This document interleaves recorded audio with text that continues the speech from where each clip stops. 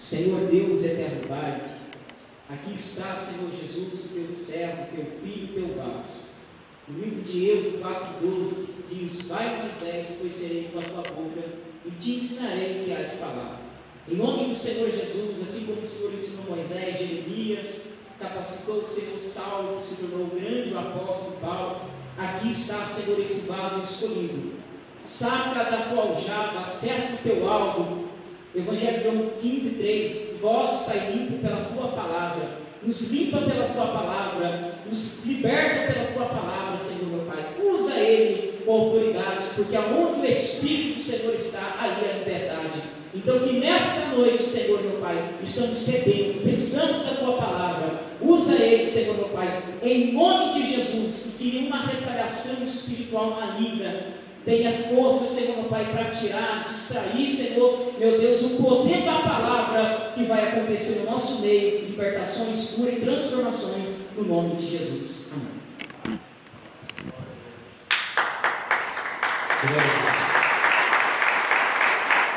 Pessoal, vamos cantar sobre Jesus, amém? Aproveitando o momento que todos estão em pé, vamos abrir a nossa Bíblia no livro dos Salmos. A leitura introdutória do Salmos, nós vamos prosseguir nos Salmos, porém no Salmo 119, versos de número. Salmo 119.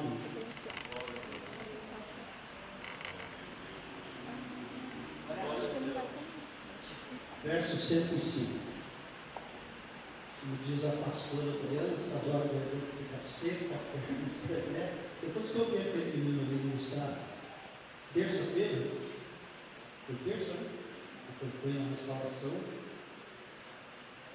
foi uma bênção, vinho de ouro. Amém, irmãos? Irmãos já encontraram? Salmos, como já foi falado aqui, uma campanha muito abençoada. Pelo que foi só 5 dias, né, pastor? Mas segundo o pastor disse que vai ter uma nova aí de 365 dias. Pregador que não falta, né? Pregador e pregadoras. Salmo 119, verso 105, eu vou ler na tradução da Almeida Corrigida Fiel e os irmãos acompanham isso aí. Amém? Lâmpada para os meus pés é a tua palavra e luz para o meu caminho. Novamente, lâmpada para os meus pés é a tua palavra, e luz para o meu caminho. Se assente, por favor. Louvado seja o Deus. Eu quero iniciar aqui essa oportunidade que me dá para ministrar uma história que alguns dias atrás eu vi essa história e quero compartilhar com vocês uma história muito edificante até. É a história de um senhor que ele era dono de uma grande mansão, um homem muito rico. Porém, esse senhor ele não tinha herdeiros. E por ele não ter herdeiros, ele, numa dessas festas de fim de ano, ele resolve então, pastor, dar uma confraternização para os seus funcionários. Até então a mansão era grande, ele tinha muitos funcionários. E esse senhor, por iniciativa própria, ele resolve então dar uma confraternização para os seus funcionários. E naquela confraternização, pastor Ronaldo, ele prepara 2 mesas. Numa mesa havia todo o banquete preparado. E na outra mesa havia alguns envelopes, um para cada funcionário, uma quantia bastante expressiva em dinheiro dentro daquele envelope, sendo, porém, os mesmos valores que havia os mesmos valores em todos os envelopes, e ali também havia uma Bíblia.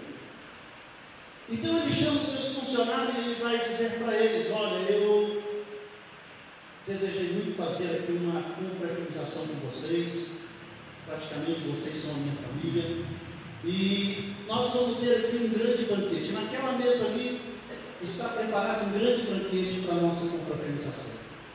Aquilo ali é certo, nós vamos desfrutar daquilo. E nessa outra mesa aqui, eu quero dar um presente para vocês.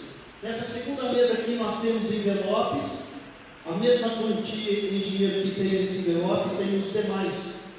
uma quantia bastante expressiva, e também uma Bíblia. Antes do banquete, vocês vão até aquela mesa e escolhem qual presente, o que vocês querem, o envelope ou a Bíblia. Não precisem ficar acanhados, não precisam ter vergonha, e você escolher o seu. O banquete é certo, porém, os envelopes, o presente, a Bíblia é uma questão de escolha.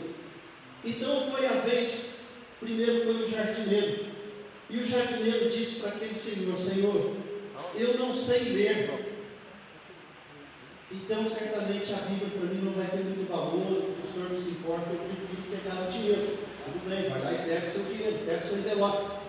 O segundo foi o motorista, e o motorista disse para aquele senhor: olha, senhor, eu estou com a minha esposa em casa, enferma, doente, eu estou gastando muito com ela. A Bíblia de fato é um livro excelente, mas o dinheiro vem para mim agora uma boa hora, então eu escolho o dinheiro. Tudo bem, vai lá e pega o seu envelope. O terceiro foi uma cozinheira. Olha, Senhor, o que eu mais gosto de fazer é ler, adoro ler, e certamente a Bíblia para mim seria tudo. Só que eu estou numa reforma na minha casa, estou gastando muito, estou arrumando isso, arrumando aquilo, e o dinheiro ele vem em boa hora. Se o senhor não se importa, eu gostaria de pegar o dinheiro. Tudo bem, vai lá e pega o seu envelope. E assim, cada funcionário daquele apresentando as suas desculpas, foram lá e pegaram o seu envelope. Até que o último era um garoto. O garoto mais humilde, mais pobre de todos, de uma casa simples, uma casinha bem humilde. E aquele garoto, ele era um garoto que cuidava, o seu trabalho era cuidar dos animais da casa, do cachorro, do gato. Esse era o seu trabalho. E aquele senhor, olhando para aquele garoto tão pobre, ele já pode imaginar: bom, se todos aqui têm uma condição melhor de escolher o dinheiro, não vai ser esse garoto que vai escolher a Bíblia.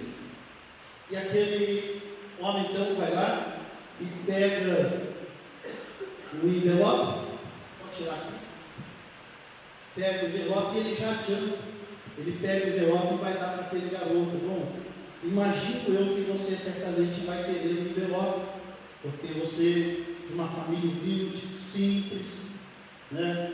Mas aquele garoto, para a surpresa daquele senhor, para a surpresa daquelas pessoas que ele estava não sendo, eu me desculpa, mas a minha mãe, ela me ensinou que a Bíblia, ela é lâmpada para os meus pés e luz para o meu caminho.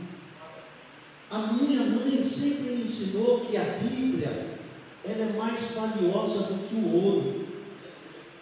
Eu sei que na minha casa humilde, meu sonho é ter uma televisão que eu não tenho, ter, sabe, o meu quarto arrumadinho, poder ajudar meus pais, eu sei, mas a minha mãe me ensinou que a Bíblia, a palavra de Deus, ela é lâmpada para os meus pés e luz para o meu caminho. Você vai se emocionar. Ele não é muito bonito, mas eu me emociono muito ao final dessa história. Então aquele garoto, aquele senhor, ele pega a Bíblia e dá para aquele garoto. E aquele garoto alegre, ele abre a Bíblia. E quando ele abre a Bíblia, pastor, havia 2 envelopes. E dentro daqueles 2 envelopes, aquele senhor vai dizer para ele: olha, nesse primeiro envelope, você que escolheu a Bíblia, há um cheque com o dobro do valor que há nos demais envelopes. É seu. E nesse segundo envelope, eu deixo aqui no testamento que aqueles que escolhessem a Bíblia herdaria toda a minha mansão, todos os meus bens. É uma história que certamente é rica em detalhes que, não é Pedro, mas que vai trazer algo profundo para a nossa vida. E uma delas é que poucos não estão dando importância à palavra. Não estão dando crédito à palavra. E tudo que nós encontramos aqui são detalhes que vão certamente nos ensinar com respeito à humildade. Tudo que nós vamos encontrar nessa história são detalhes que vão nos ensinar o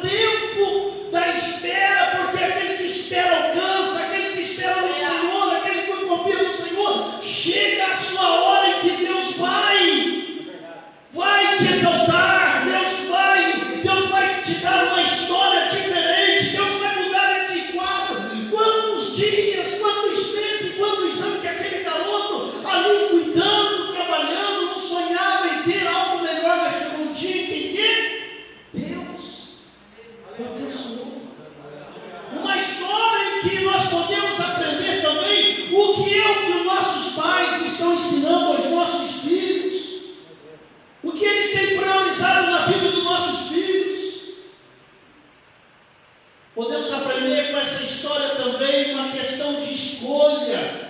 A vida é feita de escolha. Enquanto os muitos olhavam para a importância do dinheiro, aquele menino percebeu que o quê? Que tudo que a sua mãe ensinou, que é através da palavra que nós vamos edificar, é através da palavra que nós vamos ter uma história mudada, é através da palavra que nós vamos vencer as lutas, como já foi falado aqui, através da palavra, a palavra liberada do céu para os nossos corações, que nós vamos vencer as circunstâncias, as batalhas, as tempestades da vida. Percebe que o que de fato estava plantado no coração daquele garoto era o quê? A palavra, a tua palavra é lâmpada para os teus pés, é a tua palavra que esclarece, é a tua palavra que ilumina, é lâmpada para os meus pés, mas também é luz para o meu caminho. Tudo que a sua mãe lhe ensinou foi a palavra. Penso eu que certamente ela pegou a palavra. E quantas vezes aquela mãe disse para aquele garoto: meu filho, a palavra é a única resposta para os seus problemas. No meu cartão, o meu celular não está aqui, não gosto da minha esposa, eu saio, venho para a igreja, meu celular fica ligado, nem o carro carrega. E dentro do meu cartão eu tenho meu carro também, no meu carro eu tenho. No meu cartão de taxista, olha lá, taxista e eletricista, Jean Carlos Mota, lá embaixo, Jesus é a resposta através da palavra. Quantas vezes aquela mãe ensinou a ele que a palavra é a única resposta para todos os tipos de seus problemas, para os momentos de incerteza, e somente a palavra é a única fonte geradora de milagre. Só através da palavra, meu filho, que você vai alcançar o milagre. Só através da palavra, meu filho, que você vai encontrar a resposta. Só através da palavra, meu filho, que você vai encontrar a cura que você precisa, meu querido. Nós estamos tendo tempo para a palavra, hein? Quantas mensagens maravilhosas que nós não vimos aqui. Quantas? Cada pregador e pregadora que eu vejo que, nossa, tem muito que aprender ainda. Mas é o quê? A palavra de Deus que foi liberada por intermédio da pregadora, do pregador, sobre as nossas vidas. Se o povo entrou na terra prometida, foi porque uma palavra foi liberada do céu para a vida de Josué. Quando Deus vai dizer para ele: assim como estive com Moisés, estarei com você. Seja forte e corajoso, porque você conduzirá este povo para herdar a terra na qual eu prometi sob juramento aos antepassados. Se eles entraram, é porque foi liberada uma palavra do céu para a vida daquelas pessoas. Se as muralhas caíram, é porque foi liberada uma palavra do céu. Se o gigante caiu, é porque foi liberada uma palavra do céu. Se o servo do centurião foi curado, foi porque Jesus liberou uma palavra de cura. Se Pedro teve uma pesca maravilhosa na sua segunda tentativa, é porque Jesus liberou uma palavra. Se Lázaro ressuscitou, é porque Jesus liberou uma palavra. E hoje eu creio, levante a sua mão comigo, certamente lá em cima Deus está liberando uma palavra sobre a tua vida.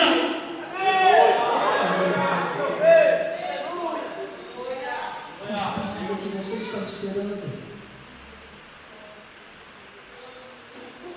Muitas vezes nós vamos para a igreja esperando: Senhor, eu preciso ouvir uma palavra.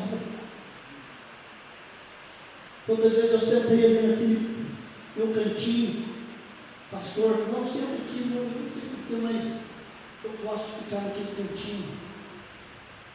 E ali, só me alimentando da palavra.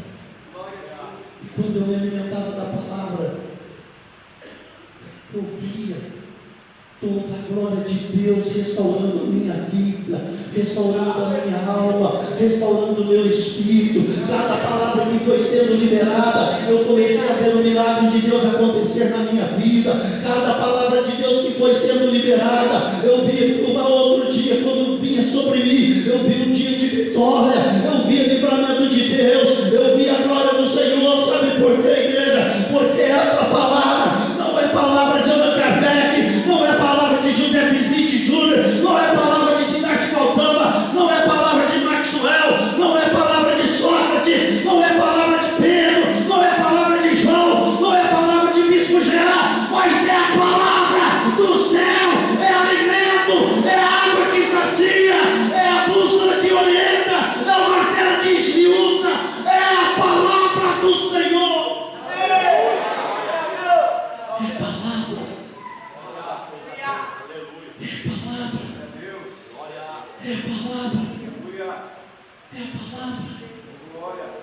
Paulo escreveu na segunda carta a Timóteo, lá no capítulo 3, toda a escritura, toda a palavra é divinamente inspirada por quem? Por Deus.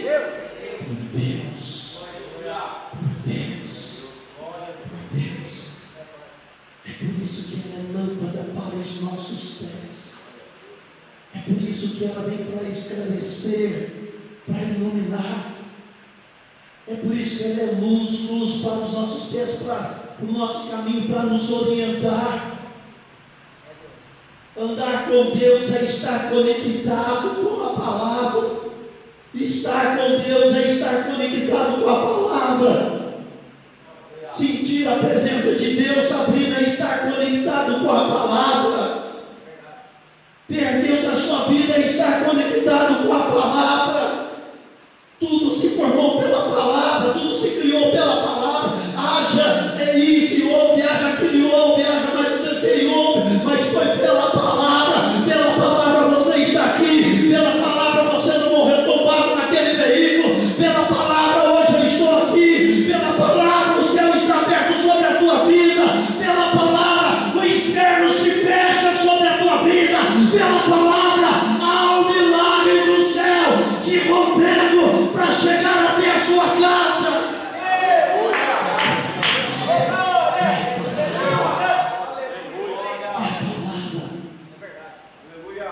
Jesus nos evangelhos, com exceção do evangelho de João, ele ensinou o valor da palavra através de uma parábola.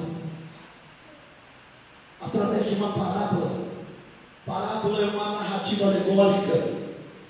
É uma narrativa alegórica que vem como a finalidade de transmitir uma mensagem indireta, por meio de comparação ou uma analogia. Isso é parábola. E Jesus, por meio de uma parábola, a parábola do semeador, ele vai ensinar o valor, que tem a palavra. Então ali naquela parábola, nós vamos encontrar riquezas de valores e verdade que estão contidos dentro dela. E a primeira lição que eu aprendo nessa parábola do semeador é que a palavra de Deus é a maior fonte de fé que nós já temos possuído na nossa vida. Os irmãos estão entendendo? A palavra de Deus é a maior fonte, porque ela é geradora de milagre. Porque ela é a única que tem o poder para dissipar com o mal. Ela é a única que tem o poder para mudar a sua história. Ela é o único que tem o poder para mudar o teu cativeiro. Ela é o único que tem o poder para abrir portas que estão fechadas. Ela é o único que tem o poder para fazer o paralítico andar, o morto ressuscitar.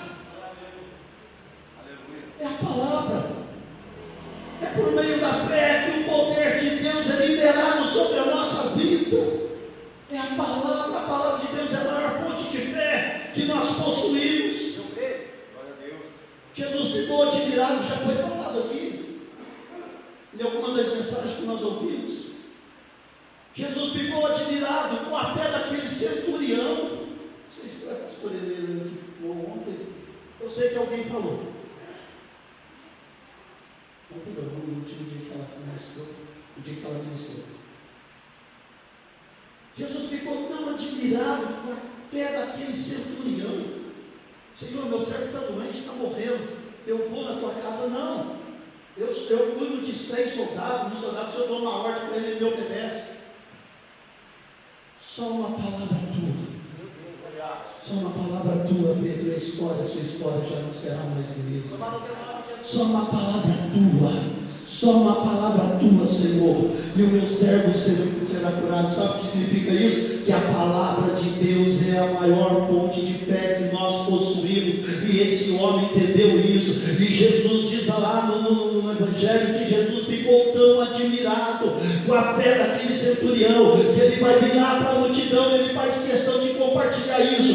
Nem mesmo em Israel, em toda Israel, eu encontrei uma tamanha fé como desse homem. Eu imagino Jesus aqui nesse momento, passando por cada um de nós, andando por esse lugar, passando pelo banco onde estão os irmãos sentados. Certamente Jesus soltando o nosso coração e compartilhando agora com os serafins, querubins e arcanjos, e dizendo-nos: eu nunca vi uma fé tão grande como na vida dessa mulher, como na vida desse homem.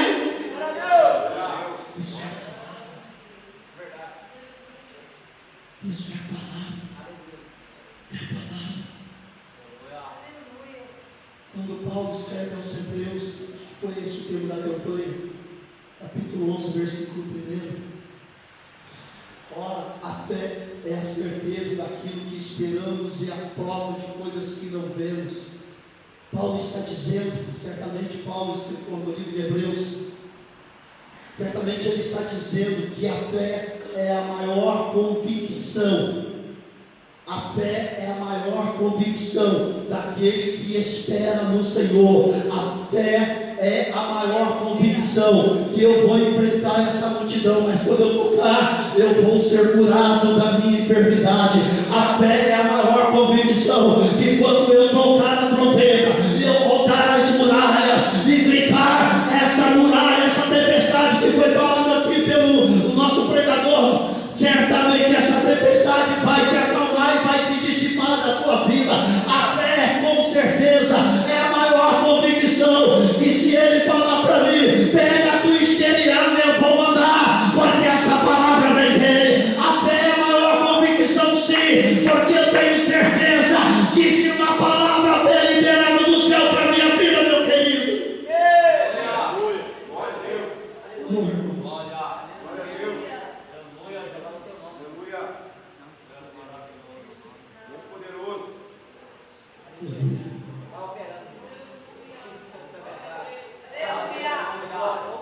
Glória a Deus. Aleluia. Glória a Deus.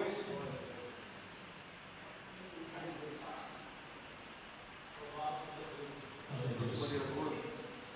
Aleluia. Ontem foi o aniversário do meu filho mais velho, Felipe, 35 anos.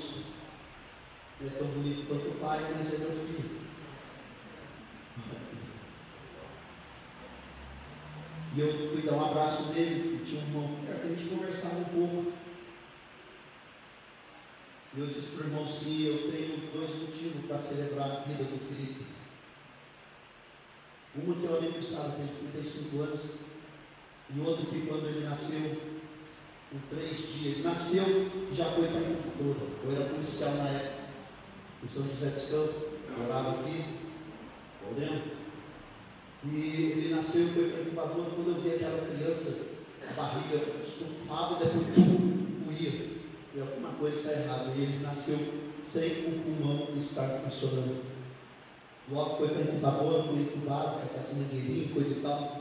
Ele ficou 3 dias no UTI. Aqui. Aliás, ficou 3 dias na incubadora. Em 3 dias o médico conversou comigo e falou: seu filho precisa urgente ir para uma UTI neonatal. E a única UTI neonatal naquela época, em 1988, era em Taubaté, Hospital São Lucas. Eu era policial, a ambulância levou ele, e pela manhã, todos os dias, 3, 4 da madrugada, eu estava na Dutra, fardado, pedindo carona para levar um leite do seio para ele, que o médico disse que ele tinha que tomar aquele leite. E eu fazia isso todos os dias. E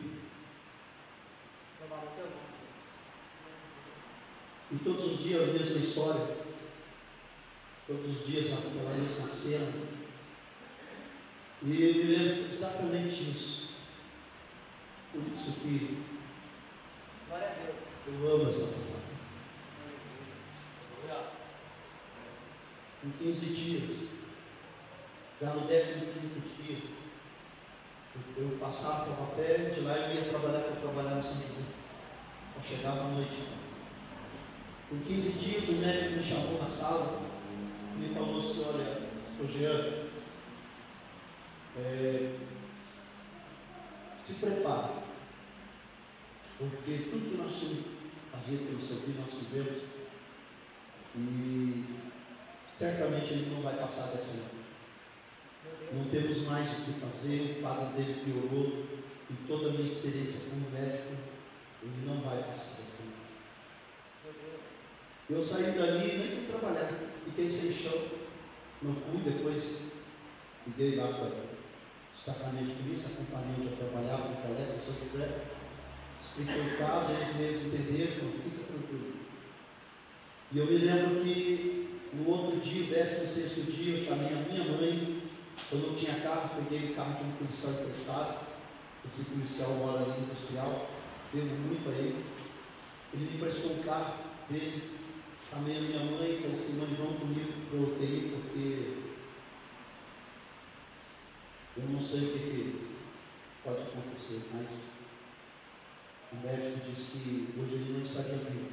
Mas lembrando que no dia quando eu voltei no 15º dia, eu era da igreja de Cristo Jesus, ali perto da rodoviária, perto da igreja do Pastor Lau, Nova de Paz, que é a igreja que eu nasci, fui criado. E quando eu cheguei, eu não fui para casa, eu fui para a igreja lá.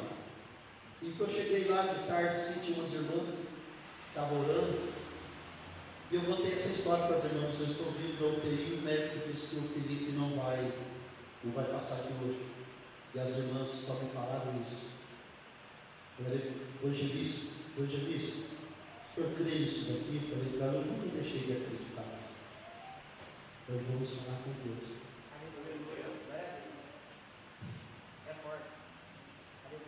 No outro dia, o 16º dia, então, eu peguei esse carro emprestado e fui para minha mãe. Lógico que a minha expectativa era que o menino já estava no céu, pelo anjo. E quando eu cheguei lá, o médico me chamou na sala de novo. Falei: vamos lá na sala para conversar. Entrou eu, entrou minha mãe. Estou segurando aqui, porque senão é difícil. Aí o médico falou assim: seu Jean, eu não sei te explicar o que houve, mas eu esperava que ele falasse para mim: sim, pastor, seu filho está melhorando, ele está melhor. Graças a Deus a coisa mudou de situação e hoje ele apresentou uma melhor. Eu esperava que ele pelo menos me falasse. Mas ele me disse: Jean, eu não sei te explicar, eu não sei o que houve, pelo amor de Deus, não vá querer processar o hospital, essa coisa eu não sei, mas toda. Esse filho está de alta. Aleluia. Aleluia. Glória a Deus. Aleluia. Pode levar esse filho.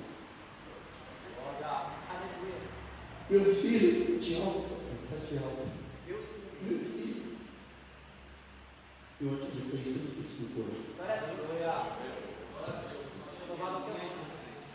Glória a Deus. Aleluia. Louvado o teu nome. Aleluia. Deus é lindo. Deus é bom. Deus é super bom. Acredite nisso. Deus tem o melhor para nós. Eu só disse para aquele médico: doutor, eu acredito no que o senhor me falou. Porque se eu não acreditar no que o senhor me falou, eu não acredito em milagre.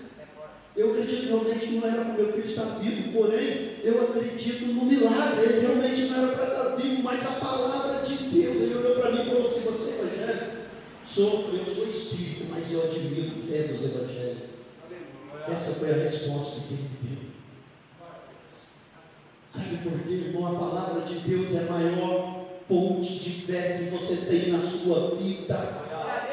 A maior fonte de fé que você tem na sua vida. A fé é a maior convicção que você tem na sua vida. A palavra de Deus é a maior fonte de fé que você tem na sua vida. Por quê? Porque a palavra de Deus é fonte de cura, é fonte de libertação, é fonte de resposta. Ele tem a palavra bem para decepcionar, para deixar de boca aberta. É a palavra de Deus. E a segunda coisa que eu aprendo para encerrar na parábola do semeador é que tipo de terreno você se representa, que tipo de solo você representa. A maioria das pessoas espera que a palavra de Deus funcione como um dinamite, como uma explosão. Mas a palavra nos ensina que a palavra de Deus ela é como uma semente, que ela vem e é plantada, mas qual é o solo que você está apresentando para Deus? Aquele semeador saiu semeando a semente, saiu semeando a palavra de Deus. Ele não escolheu o tipo de solo para lançar a semente. A Bíblia não diz isso, eu vou lançar só aqui. Não, ele foi lançando, ele não escolheu o tipo de solo, mas ele foi lançando. Ele apenas fez o seu trabalho como semeador. Alguma daquelas sementes caíram à beira do caminho, onde ela foi pisada, logo as aves dos céus comeram. E Jesus vai explicar, dizendo que são aqueles que ouvem a palavra de Deus, mas vem o diabo e arranca essa palavra, sempre essa semente que caiu dele. Por quê? Porque o seu solo não tem profundidade.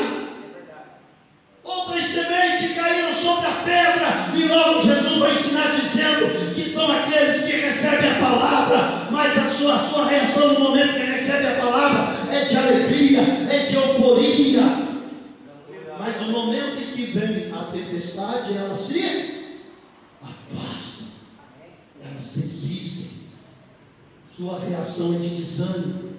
Outras sementes são lançadas e caíram entre os espinhos, que cresceram, porém foram sufocadas pelo espinho. E Jesus vai dizer que nesse solo há uma disputa entre o espinho e a semente, a palavra, ou seja, há outras raízes que muitas vezes estão dentro do nosso coração, raiz do desânimo, da desistência, do disse que me disse, da fofoca, da mentira, da ganância, do egoísmo. E essa semente, esse espinho vai crescendo e a palavra de Deus vai morrendo. Eu já estou encerrando. Porém chega um momento em que a semente vai cair no solo fértil. Então eu encerro e pergunto: que tipo de terreno, que tipo de solo você representa? Até então cabe a cada um de nós, como foi aqueles homens que foram escolhendo o envelope. Então até cabe a cada um de nós estabelecer as prioridades e fazer com que o solo seja um solo fértil, para que então nós tenhamos uma boa colheita na presença do Senhor.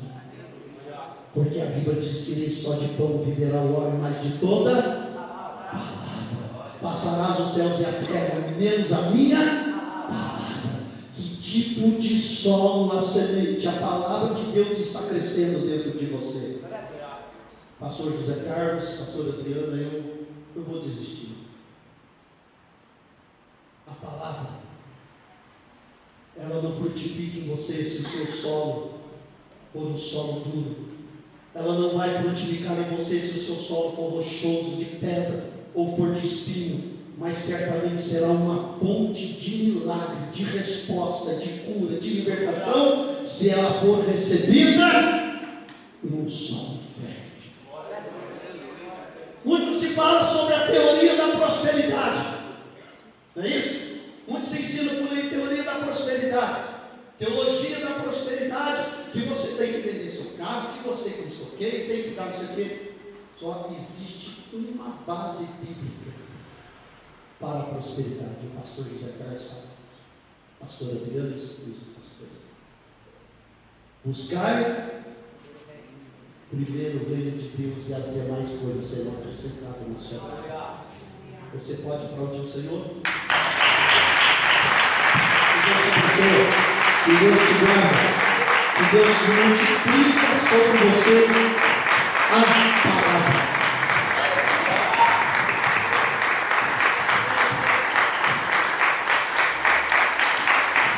Dá para ouvir